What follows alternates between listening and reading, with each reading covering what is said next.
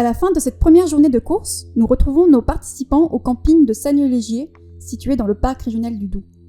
Ils ont pu ainsi reprendre des forces avec un bon repas concocté avec des produits locaux.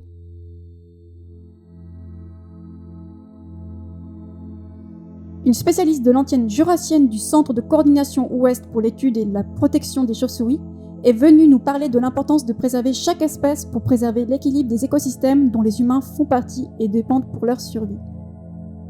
C'est vrai qu'environ la moitié des chauves-souris qu'on a en Suisse craignent la lumière. Certaines ne traversent pas une route. Si cette route est illuminée par des lampadaires des deux côtés, on a un gros problème de pollution lumineuse. Une espèce qu'on peut voir couramment, c'est la pipistrelle commune qui ne craint pas la lumière justement et qui va être attirée non pas par la lumière mais par le fait que les lampadaires leurrent des insectes. On pourrait avoir tendance à dire qu'il y a beaucoup de chauves-souris, en plus elles aiment bien les lampadaires, mais en fait pas du tout. Il y a certaines rares espèces qui ne les craignent pas et qui en profitent grâce aux insectes piégés. Je viens d'apprendre, on me souffle à l'oreillette que c'est un murin à moustache. C'est une espèce qu'on ne verra pas en ville typiquement. Les murins, il y a une dizaine d'espèces en Suisse et ceux-là ne vont pas volontiers vers la lumière. Alors ça c'est son cri social, je vais peut-être momentanément me couper le détecteur parce qu'on va l'entendre très fort. Donc celle-là, vous n'allez pas la trouver en ville en fait, simplement parce que c'est une espèce qui gîte dans des fissures d'arbres. C'est important pour un certain nombre d'espèces de chauves-souris d'avoir des arbres creux, des arbres qui ont des fissures, d'avoir des vieux arbres en fait. Oh mais elle doit être...